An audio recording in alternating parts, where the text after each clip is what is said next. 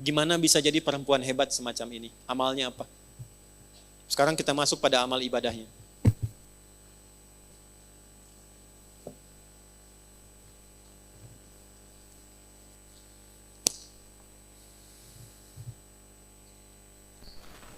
Jadi kalau ibu ingin naikkan level, mendekati Sayyidah Aisyah, ya, kan ada level ingatan tuh 4 ya Bu. Ya, 1, cepat ingat, lama lupa. Oke. 2, lambat ingat, lambat lupa. 3, lambat ingat, cepat lupa. Baik, ini yang parah nih. Ya, ini yang parah. Yuk kita ulangi dulu. 1, cepat ingat, lambat lupa. 2, cepat ingat, lambat lupa. 3, cepat ingat, cepat lupa. Nah, ini yang repot ini. Yang keempat, lambat ingat, cepat. Saya udah nerangin 2 jam. Paham Ibu? Tidak. Dia begitu mau ditutup, paham. Keluar, lupa. Baik. Sayyidah Aisyah ini level nomor 5. Cepat ingat, sulit lupa. Cepat ingat, sulit. Jadi bukan mau ingat, mau lupa susah. Mau lupa susah. Biasanya kan yang begitu utang ya. Ya kan? Ya. Ini yang kelima, cepat ingat, sulit lupa. Amalannya apa? Yuk kita bagi 2 saja. 1, sholatnya. Amalan sholatnya. Itulah sebabnya kenapa tadi saya sebutkan di awal tentang saudara beliau Abdurrahman ini.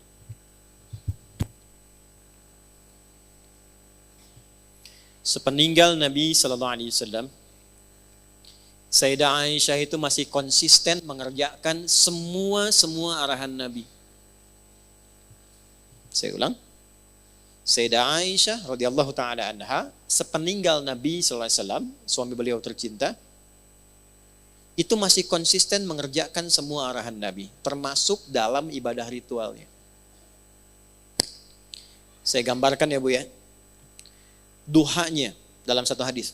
Jadi saya nggak bicara tentang tahajudnya karena levelnya terlampau tinggi, duhanya dulu aja. Artinya Sayyidah Aisyah bukan hanya menjaga sholat fardu, tapi sholat sunnah. Jadi kalau level ibu ingin naik, kecerdasannya meningkat, anak juga ingin meningkat, maka tingkatkan sholatnya. Saya ulang ya, tingkatkan apa? Sholatnya. Nah, meningkatkan sifat ibadah ritual itu salah satu bagian dari amalan takwa namanya. Amalan apa? Takwa. Ini saya urutkan supaya mudah dipahami. Takwa itu adalah kondisi terdekat dengan Allah. Ya, kondisi terdekat dengan Allah. Jalannya dibangun lewat ibadah. Untuk mencapai takwa itu lewatnya ibadah. Salah satunya sholat. Salah satunya sholat. Disebutkan kalimat takwa dan derivasinya, turunannya, itu sebanyak 240 kali dalam Al-Quran. Di antara penyebutan itu, ada yang menunjuk jalan-jalan takwa. Di antaranya sholat. Al-Baqarah ayat 2-3. Dzalikal kitabu la hudal lil. Siapa muttaqin orang takwa di ayat itu? Ayat 3-nya, alladzina yu'minuna bil ghaibi wa yuqimunas. Baik, dan dia konsisten meningkatkan sholatnya. Poin saya bukan di kalimat terjemahannya. Poin saya lihat sini. Coba ibu bedakan tulisan sholat di ayat 3 di Al-Baqarah dengan ayat 238. Ketika kita membuka Quran surah kedua Al-Baqarah di ayat 238, saat Allah berfirman, Hafizu ala salawati. Tulisannya begini. Alif, lam, sad, lam, wawu, alif, ta maftuhah. Begini. Salawat. Silahkan cek di mushaf. Tapi ketika Allah berfirman di Al-Baqarah ayat 3, alladzina yu'minuna bil ghaibi wa yuqimunas shalah. Perhatikan. Tulisannya begini, lihat mushafnya terjemahan kalau tidak percaya. Alif, lam, sad, lam, waw, fathah tegak begini, tak marbutah. Silahkan cek. Apa bedanya? Jika kita mengacu kepada Al-Baqarah ayat 238, hafizu ala salawat begini. Ini maksudnya sholat fardu. Sholat wajib. Ada berapa jumlahnya? 5 waktu. 2, 4, 4, 3, 4. Itu rumusnya. 2 subuh, 4 zuhur, 4 asar, 3 maghrib, 4 isya. 2, 4, 4, 3, 4. 5 waktu. Banyak tidak? Banyak, karena itu jumlahnya 5 kan? Jama'. Tapi kalau ibu ingin menambah dari yang fardu itu dengan tambahan sunnah, sebelum subuh ada 2 rakaat. Sebelum zuhur ada 4 rakaat. Nggak sampai 4 bisa 2. Setelah zuhur 2 rakaat. Setelah maghrib 2 rakaat. Setelah isya 2 rakaat. Malam tahajud. Nah kalau itu ditambahkan pada yang fardu, bukan sekedar yang fardu saja, maka robah kalimatnya dari ciri yang pertama begini kepada bagian yang kedua begini. Alladzina yu'minuna bil ghaibi wa yuqimunas. Nah, ini bentuk yang kedua, as-shalah, alif, lam, shad, lam, waw, fathah, tegak, tak marbutah. Nah, orang takwa di Quran itu disifatinya dengan yang ini, yang kedua. Jadi ketika ibu ingin meningkatkan diri menjadi pribadi lebih takwa, naik levelnya, yang Allah tantang, challenge dari kita adalah naikkan dari yang fardu. Kalau salat 5 waktu itu wajib. Jadi yang tidak ingin naik level pun tetap 5 waktu juga. Ibu pengen levelnya naik, tapi jumlahnya tetap sama. Apa bedanya dengan yang standar? Jelas? Nah, ketika disebutkan naikkan takwanya, tingkatkan takwanya, salah satu caranya sholat. Begitu ini optimal, naik. Apa kaitan takwa dengan kehidupan kita? Tadi saya contohkan Sayyidah Aisyah begitu tinggi ilmunya. Hubungan takwa dengan ilmu ditemukan di Quran surah kedua Al-Baqarah. Di ayat 282. Satu-satunya ayat paling panjang dalam Al-Quran. Lihat langsung ke bagian bawah paling pojok sebelah kiri. Lihat ujung ayatnya. Quran surah kedua Al-Baqarah. Ayat 282. Sebelah kiri. Lihat ujung paling bawah. Wattaqullah. Tingkatkanlah takwamu kepada Allah. Wa yu'allimukumullah. Semakin meningkat takwamu, Allah tanamkan, ajarkan, dan tambahkan pengetahuan pada dirimu. Jadi, akselerasi, percepatan pengetahuan itu bukan hanya ditempuh dengan ikhtiar kita untuk menghafal dan belajar. Kalau pengen cepat dapat aksesnya, dekati pemiliknya. Yang punya ilmu siapa? Allah. Yang punya harta siapa? Alhamdulillah Allah titipkan pengelolaan sebagai amanah tempat ini kepada Bu Anita. Punya akses dengan Bu Anita, cepat nih bisa pesan tempat nih. Bahkan kita bisa pesan Bu, kalau bisa besok-besok di depan ada domnya ya. Supaya yang di luar itu misalnya bisa lebih nyaman, sepakat? Insya Allah jadi pahala misalnya ya. Nah, itu bisa lebih cepat diwujudkan. Ketimbang saya bilang sama Teh Nanet. Ya? Atau Bu Novi misalnya. Kenapa? Karena aksesnya cepat. Sekarang Anda bayangkan yang punya ilmu siapa? Kalau kita mendekati Allah, maka Allah sendiri yang menyampaikan, aku berikan percepatan tambahan pengetahuan. Di luar batas standar manusia. Itulah sebabnya orang dulu tuh tahu betul. Kalau ingin cepat pintar yang diajarkan, sholat dulu Bu.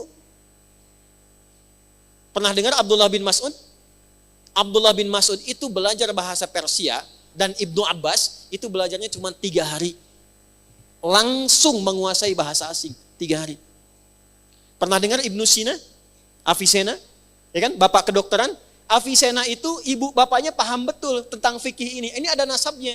Maka dari kecil yang diajarkan cuma 2. Quran dan sholat, Quran dan sholat. Avicenna cek di sejarahnya. Kalau lupa sesuatu itu bukan buka buku. Datang ke masjid, sholat 2 rakaat dan ingat apa yang tadi terlupa. Semua. Makanya kalau ibu cek, kenapa Nabi mengajarkan pada orang tua dengan ketat, dari kecil anak itu ajarkan sholat. Pernah dengar hadis ini? Usia 7 tahun ajarkan anakmu apa? Kalau 10 tahun masih bandel maka lakukan apa? Pukul. Bukan. Itu terjemahannya kurang tepat, bukan dipukul. Ya, bukan dipukul. Terjemahannya adalah berikan pelajaran yang membuat dia mengerti. Doroba itu bukan hanya memukul, asalnya memberi pelajaran, memberi contoh. Doroballahu mathala, Allah ngasih contoh. Di Arab itu ngasih contoh, kebiasaannya mukul dengan halus. Di kita tidak harus mukul, uang jajan tahan. Itu bisa begitu. Nah, kenapa dari kecil itu sholat yang ditekankan? Dua tujuannya, supaya anak jadi baik, yang kedua dekat dengan Allah, kepintarannya meningkat. Tapi orang tua sekarang saya perhatikan luar biasa advance. Ya, anak TK-nya sudah manasik gitu. Ya, Nabi tekankan sholat, ini sudah manasik, ya, level kelima tuh.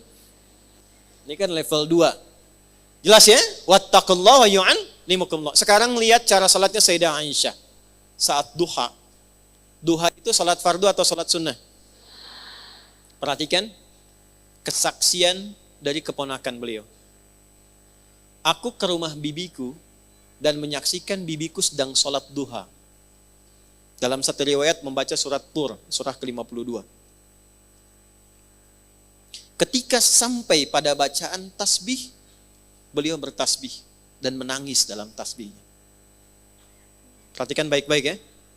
Semua biografi, cerita tentang orang-orang hebat di masa lalu selalu memberikan kita informasi tidak pernah mereka membaca apapun kecuali paham apa yang dibaca itu. Minimal tahu artinya, Bu. Nih ya, saya tuliskan. Saking paham dan mengerti tentang ayatnya, saya lihat bibi saya itu bukan sekedar baca diulang sampai menangis. Sesegukan kalau bahasa kita itu, saking merasakan dalamnya ayat itu untuknya. Karena lama, ini baru satu ayat, karena lama baca itu, saya putuskan saya ke pasar dulu untuk beli sesuatu. Begitu saya kembali, saya lihat bibi saya masih baca ayat itu dan masih nangis seperti tadi. Ibu kesini, lihat teman ibu sedang sholat, baca Al-Ikhlas, saking ikhlasnya nangis misalnya. Ya. Baru nyebut Allahus Samad, ingat semua masalah misal. Ya. Nanti ada sanadnya, Bu. Al-Ikhlas itu ada sanadnya, nanti saya cerita di akhir ya, tolong diingatkan. Misalnya begitu Allahus Samad diulang-ulang, sudah 5 menit belum selesai. Ibu putuskan saya ke Kosambi dulu aja deh, ntar kesini lagi. Begitu kesini lagi, masih di ayat yang sama, masih nangis, dan itu yang dikerjakan sholat sunnah. Itulah Sayyidah Aisyah.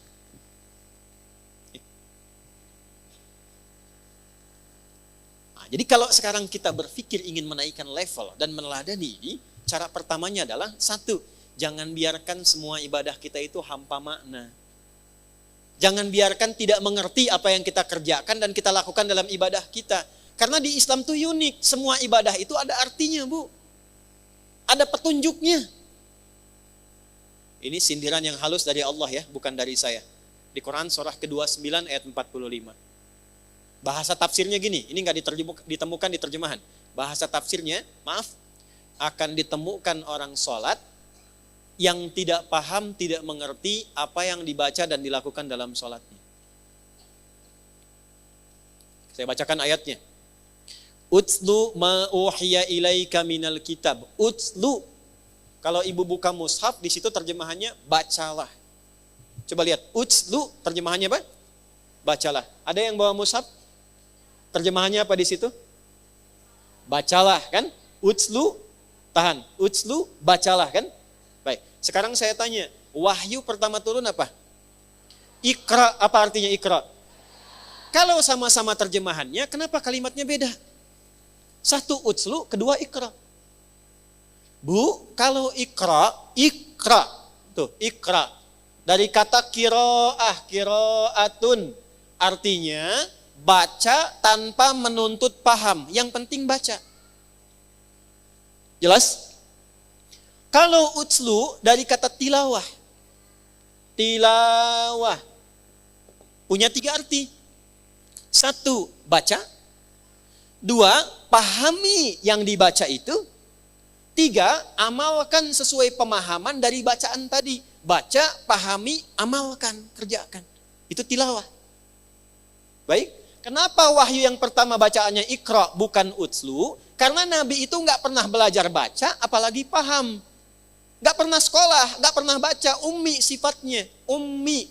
Ya, seperti dilahirkan oleh ibu. Ummi itu maksudnya seperti yang baru dilahirkan oleh ibunya. Ada nggak anak yang baru lahir langsung bisa baca? Ya, begitu lahir, ini Budi, ini Ibu Budi. Nggak ada. Ya. Orang lahir itu nggak bisa baca, nggak paham pengetahuan. Nabi itu sifatnya ummi, maksudnya kayaumi wiladati ummihi, seperti hari dilahirkan ibunya, nggak bisa baca, nggak pernah sekolah, nggak punya guru. Jadi bagaimana bisa paham? Baca saja nggak bisa. Maka turunlah kalimatnya Iqra, bukan utslu. Iqra, Muhammad baca. Jawabnya apa? Ma'ana biqari, saya nggak bisa baca. Kalau ayatnya turun utslu, salah ayatnya. Karena memerintahkan paham. Baca aja nggak bisa, apalagi paham. Jelas? Tapi setelah ayat turun diajarkan sholat, dibimbing malaikat Jibril. Turun perintahnya, Muhammad jangan sekedar dengar bacaan Jibril. Belajar, pahami dari Jibril. Amalkan dari pemahaman itu. Baca Quran dengan artinya sampai paham, itu tilawah namanya. Makanya saat ada orang baca Quran, tapi tidak ada penerjemah, disebutnya qori kan? Qori karena dia cuma qiraah. Tapi ketika di sampingnya ada yang menerjemahkan bacaan itu, siapa namanya? Sari tilawah. Karena yang pertama menerjemahkan tilawah itu Ibu Sari. Karena itu disebut Sari tilawah. Kalau yang menerjemahkan Adi, maka Adi tilawah, ya. Jadi sebetulnya namanya tilawah saja, tidak ada sarinya. Ya, Sari itu bahasa kita karena yang pertama terjemah Ibu Sari. Sekarang lihat, balik ke Sayyidah Aisyah tadi. Sayyidah Aisyah, paham tidak beliau apa yang dibaca? Mengerti tidak? Kenapa? Karena paham ayatnya. Perhatikan, utslu ma uhya ilaika minal kitab. Muhammad, sebelum tunaikan sholat, baca dulu. Pahami dulu ketentuan dalam sholat. Pahami dulu yang mau engkau baca dalam sholat. Wa aqimis sholat, setelah paham, baru kerjakan sholat. Itu yang menjadikan sholat kita itu jarang khusyuk. Itu yang menjadikan orang-orang yang sholat itu jarang khusyuk. Karena nggak ngerti yang dibaca. Coba jujur ya, saya tanya nih. Ibu ribuan kali ruku dan sujud. Paham nggak yang dibaca dalam ruku? Ngerti nggak yang dibaca dalam sujud? Nah itu yang menjadikan ketika sholat, setan itu begitu leluasa menggoda. Ini dari Nabi ya, kisi-kisinya nih. Ada di Abu Daud. Ada setan khusus, catat nih. Setan khusus yang tugasnya menggoda orang sholat. Tadi kan kita sepakat kurikulum fikih kuburan ya. Tambahan satu lagi nanti kita belajar insya Allah fikih setan. Nah, belum pernah ada kan?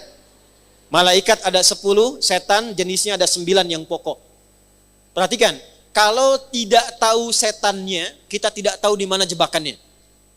Karena selama ini ternyata yang menjebak bukan hanya Batman, tapi setan. Okay? Nah ada setan khusus menggoda orang sholat. Tahu namanya siapa? Namanya Khanzab. Tugasnya dimulai kapan? Saat kita mulai bertakbir. Jadi gini kondisinya nih. Sebelum takbir, Nabi yang mengatakan nih, riwayatnya sebelum takbir itu kita bisa fokus, siap-siap. Tapi begitu tangan diangkat dan lisan mengucapkan Allahu Akbar, fayaqulu syaitanu, maka Nabi mengatakan setan mulai bertugas. Uzkur kada, uzkur kada. Dia akan menampilkan kepada kita semua apa yang bisa diingat. Hatta la yash'ural musalli kam raka'atan yusalli, sehingga orang salat itu enggak fokus salatnya, bahkan dia bisa mengingat apa yang tidak ingin dia ingat, dan ada orang salat bahkan yang lupa berapa rakaat sedang menunaikan salatnya. Pernah terjadi? Allahu Akbar. Tadi saya lupa ya, status belum diupdate ya yang di Instagram. Ya Allah, tadi nyimpan sendal di mana? Jemuran belum diangkat. Itu semua. Baru takbir. Apa yang mencegah kita supaya bisa mengatasi godaan tadi? Salah satunya, perhatikan, lisan berkata, pikiran menerjemahkan, hati meresapi. Saya ulangi, lisan berkata, iqrarum bil lisan, pikiran menerjemahkan, tarjamatul aqli, hati meresapi, tasdiqum bil qalbi. Idealnya begini Bu. Allahu Akbar. Tangan diangkat, buang urusan dunia ke belakang. Dunia jangan dibawa-bawa. Lisan mengucapkan kenapa dunia jangan dibawa, apapun statusnya. Punya kedudukan, punya harta, punya ilmu, sudah. Sekarang saat sholat kamu hamba. Yang mungkin wafat dalam sholatmu itu. Buang semua dunia ke belakang. Katakan hanya Allah yang paling agung. Perhatikan baik-baik. Kalimat ini begitu diucapkan Allahu Akbar, terjemahkan di pikiran kita supaya setan tidak sibuk mengganggu pikiran kita. Ya Allah, Engkau yang maha agung. Lalu resapi dengan hati, katakan dalam hati, ya Allah, aku taubat selama ini bahkan sebelum sholat mungkin merasa yang paling hebat, merasa yang paling agung, merasa yang paling besar, yang paling hebat dibandingkan dengan suami, yang paling agung dibandingkan dengan teman, yang paling perkasa dibandingkan dengan tetangga. Aku taubat ya Allah. Itulah sebabnya ketika mengatakan Allahu Akbar, selanjutnya Allahumma ba'id baini wa baina khatayaya kama ba'adta bainal masyriqi wal. Perhatikan, ya Allah, aku mengakui dalam sholat pun ini, aku masih banyak dosanya. Masih banyak salahnya. Itu baru takbir. Lu digambarkanlah kemudian apa yang kita bawa itu dan berharap rahmat Allah. Karena panggilan sebelum sholat itu panggilannya begini. Wa annahum ilaihi raji'un. Hai orang yang sholat, Al-Baqarah ayat 46. Al-Baqarah ayat 46. Hai orang yang sholat, kalau pengen khusyuk, rasakan. Mungkin ini panggilan terakhir dalam sholatmu. Mungkin dalam sujudmu engkau wafat. Itu kata Allah. Makanya imam di Kalimantan yang imamin subuh kemarin sungguh beruntung tuh. Begitu sujud meninggal. Kan sebelum sholat dipanggil dulu kan? Ya. Ibu Siti, ada Siti di sini? Ada. Ibu Nia ada? Dah, ini pasti nggak ada. Ini pasti nggak ada. Ibu Sisuka pasti nggak ada. Oke? Ibu Sisuka dipanggil Allah, artinya apa? Hah? Meninggal. Kita 5 kali setiap hari dipanggil oleh Allah. 5 kali. Pasti meninggal tidak? Tahu waktunya kapan? Mungkin hari ini? Kalau sudah tahu mungkin meninggal hari ini, kenapa masih sibuk dengan dunia? Kenapa kita tidak kelola dunia itu untuk mendapatkan ridho Allah? Maka dibalik. Salatnya Bunda Aisyah, Sayyidah Aisyah radhiyallahu taala anha, tidak pernah mengucap sesuatu kecuali paham apa yang diucapkannya. Dan itu yang mengajarkan siapa? Bapaknya. Bu, Abu Bakar itu diminta oleh Nabi jadi imam, selalu menolak jawabannya. Jangan saya Nabi, jangan saya. Kenapa? Karena beliau itu kalau sudah takbir, itu langsung nangis. Nyambungnya itu lama.